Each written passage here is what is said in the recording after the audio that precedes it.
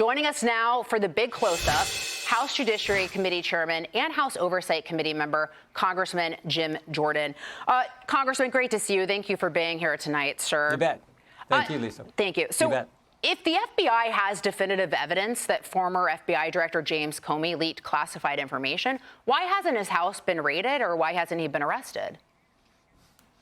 Well, it may be. Who knows? What I do know is it looks like Jim Comey lied to Senator Grassley in those statements. I mean, and also think about the bigger picture, what we've learned in the last 4 weeks.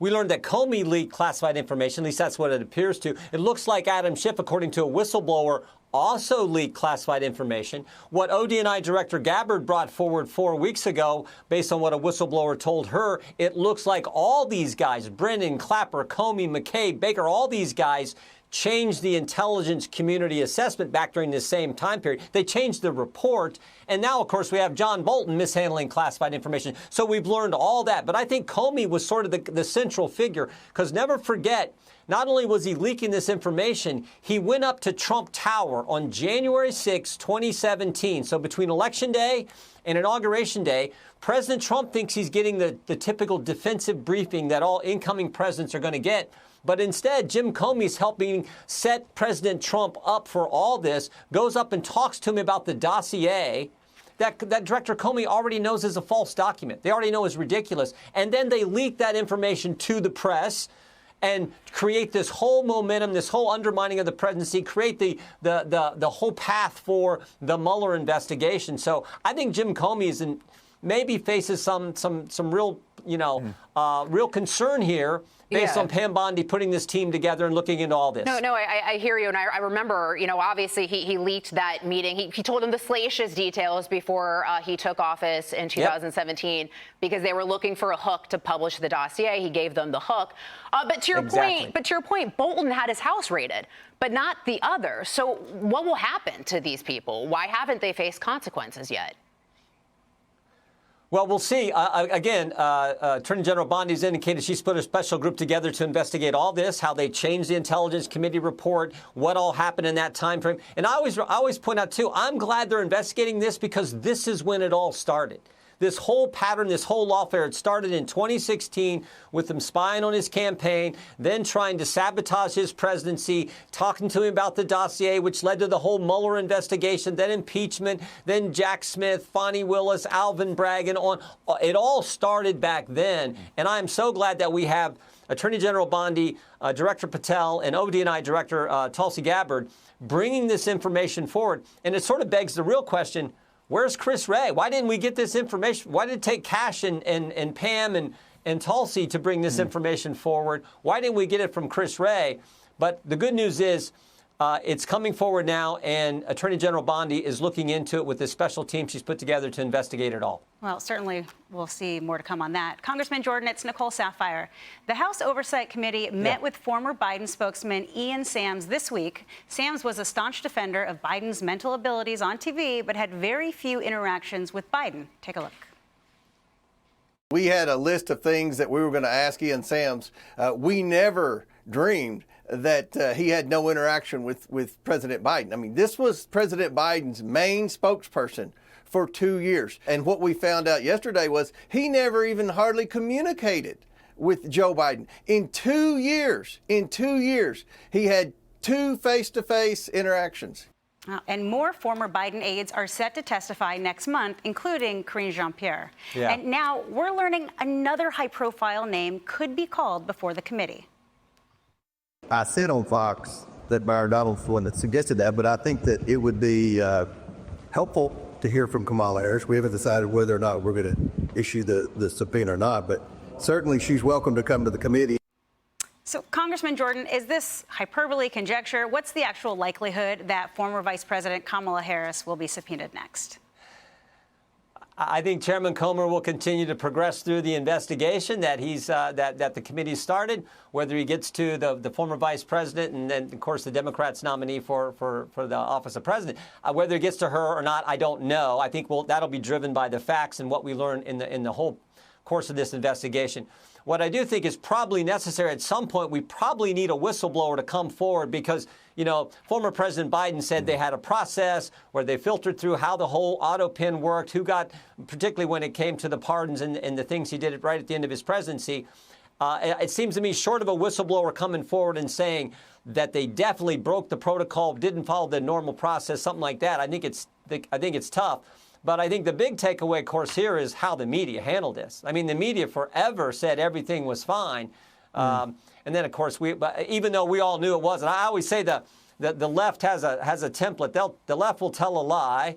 Big media will report the lie. Big tech will amplify the lie. And then when you tell the truth, they call you names. And that's what happened when we called out the truth here. But it turns out we were right all along. Joe Biden was just not up to the task. And they told the American people to not believe their lying eyes. Congressman Griff here, I want to ask you about something else. The DOJ has now turned over the large first batch of Epstein files to the House Oversight Committee, while also releasing the full transcript of their interview with Ghislaine Maxwell. Here's some of what Maxwell had to say. I actually never saw the president in any type of massage setting. I never witnessed the president in any inappropriate setting in any way. The president was never inappropriate with anybody. But Democrats are insisting Maxwell and the DOJ are covering for Trump.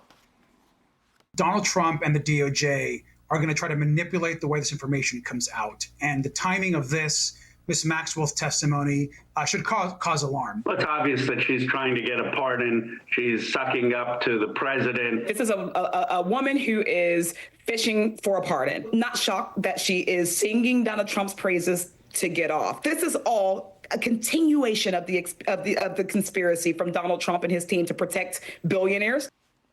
So I want to get your response to those Democrats making these claims, Congressman. And then also, the second part of the question, just will the committee ultimately make these records you've received public? We'll see. What I know is they didn't release parts of the transcript. They released the whole transcript. And you know, so you can go through the whole thing.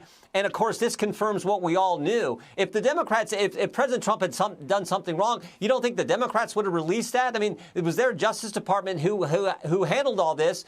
You don't think the Garland Justice Department and the Chris Wray FBI would have released information? We knew President Trump didn't do anything wrong here. He said that repeatedly. This transcript is the whole transcript, and it confirms that. So yeah, I think there's nothing there. It seems based on what we got from the interview of Miss Maxwell. Congressman, last one for you. President Trump signed an executive order preventing banks from discriminating based on political views. This comes after accusations that Presidents Obama and Biden pressured financial institutions to debank conservatives. This week, bank executives confirmed to Fox that conservatives were, in fact, targeted. So you've been on the front lines of this issue. Are you going to be investigating the Obama and Biden administrations over these debanking allegations? Yeah, this is something we've had for a while. We've been working on for a while. And if you remember, clear back, we learned that the FBI sent information to Bank of America about people who were in or near the Capitol, and they wanted every credit card transaction, every debit card transaction in the D.C. area over January 5th, 6th, and 7th, those key days.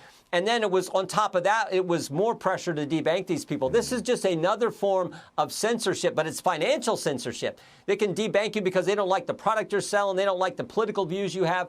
This is as wrong as it gets. So God bless President Trump for coming forward with this executive order.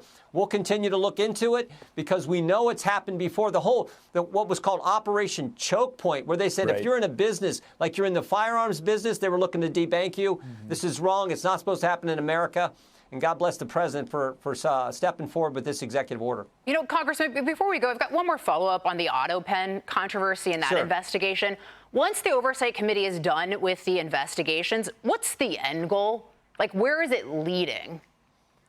What happens at the end? Well, I think, part of our job is, we can't indict anyone, we can't prosecute anyone, but we have a constitutional duty to do oversight of the executive branch. And that's what Chairman Comer is doing with his investigation.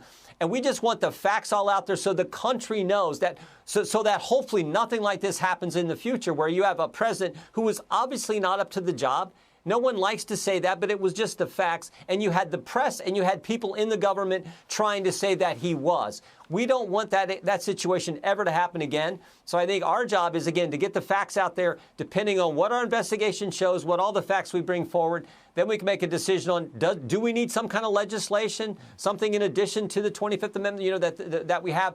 I don't know, but I think we first just get the facts out there, do the oversight that the Constitution requires the legislative branch to do. Well, doesn't it also behoove us to get some sort of procedure in order? Because obviously in the digital era, people use AutoPen, auto signatures all the time. So this is a blaring example of why we need to have some sort of process and rules in place. I mean, the mental clarity of former President Biden aside, maybe we should also just be talking about moving forward when it comes to pardons, bill signing, EOs. Maybe they can't have an auto pen. Maybe they have to be hand signed. I mean, are we going to have some sort of policy on it? Yeah, you would think that and maybe that's where it winds up, particularly when you're talking about big pieces of legislation, big decisions by the commander in chief, by the president of the United States. Maybe that's where it goes. Again, I think we do the investigation, get the facts, and then you can figure out, do we need legislation? Do we need some kind of remedy to what took place? House Judiciary Committee Chairman Jim Jordan, you made the mistake of being too interesting, and then we just have all these questions for you. If you came on and you just bombed, we wouldn't have more. So, Chairman, thank you for the work that you're doing, and thank you so much for joining us you guys too. this Saturday night. Thank you, sir. We appreciate you. Thanks, Congressman.